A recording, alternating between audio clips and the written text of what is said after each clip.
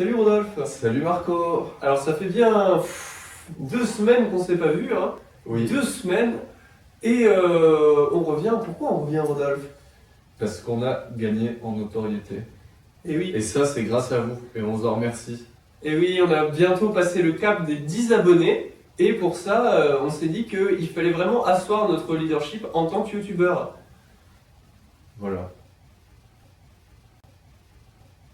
À l'instar de Squeezie, Cyprien et consorts, on s'est dit qu'il fallait mieux faire quelque chose d'hebdomadaire, un peu comme une web série, afin de pouvoir gagner de plus en plus en notoriété et à la fin gagner plein d'argent grâce aux abonnés. Voilà.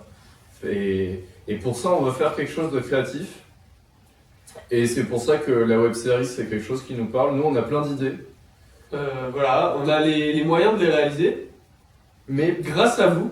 Voilà. Et donc en commentaire, on mettra le lien du KissKissBankBank pour lequel on veut réaliser notre projet.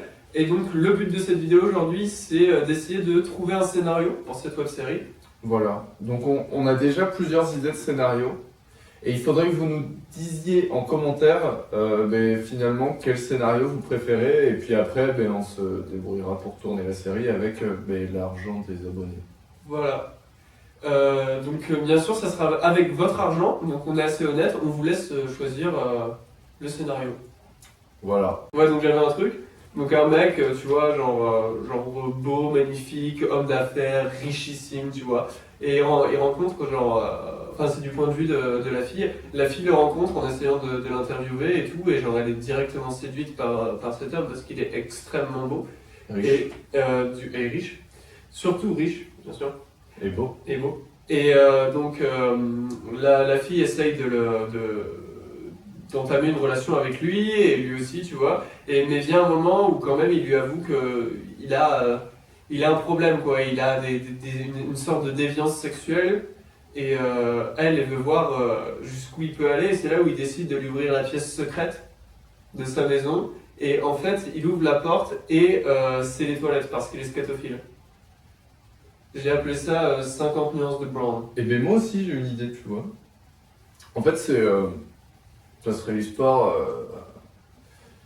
d'un paraplégique qui serait riche aussi. C'est marrant, on parle beaucoup de riches.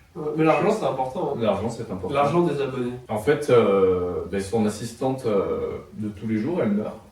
Ah, chaud. Et du coup, il se dit, et si je prenais un ex-détenu pour me faire mes tâches quotidiennes de tous les jours. Uh-huh.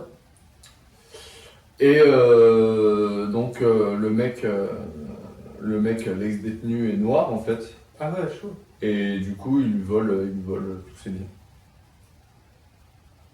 Et t'appelles ça comment? Touchable. Ah. C'est vrai que c'est tout chaud. Et en fait, comme il devient pauvre, parce qu'il s'est fait tout voler, le mec, sa femme le découvre, et du coup, elle va Parce qu'il a découvert. Ouais, voilà, parce qu'il a découvert. Sa femme le découvre, et puis il va coucher avec l'ex-détenu noir qui est riche maintenant. En plus, il est noir, alors c'est cool. C'est cool. J'ai un truc,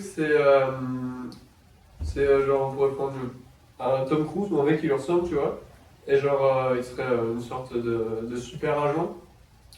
Et on lui demanderait de faire une mission genre super compliquée, genre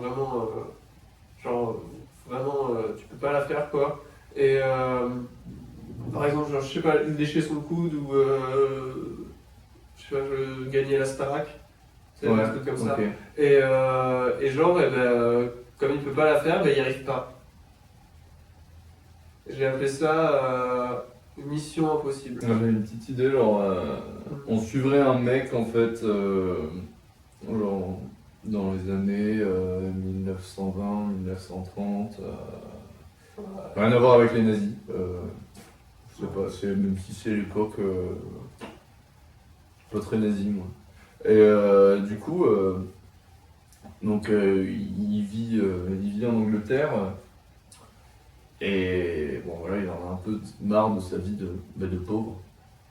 Ouais. Comme tous les pauvres. et il décide de prendre le bateau pour aller aux États-Unis. Mhm. Et là, une fois dans le bateau, il rencontre une meuf, genre chamée, bien habillée, Une bombasse, quoi. une bombasse, en forme de 8. Et là, donc il se dit, bon ben, je vais tenter de la pécho, tu vois. Il veut la gérer un peu. Ouais, voilà, il va la voir tranquille. La ouais, Chine, tu veux pas aller boire un verre, viens, on va aller danser avec les pauvres, tu vas voir, c'est marrant. Et il dit, mais t'es pauvre.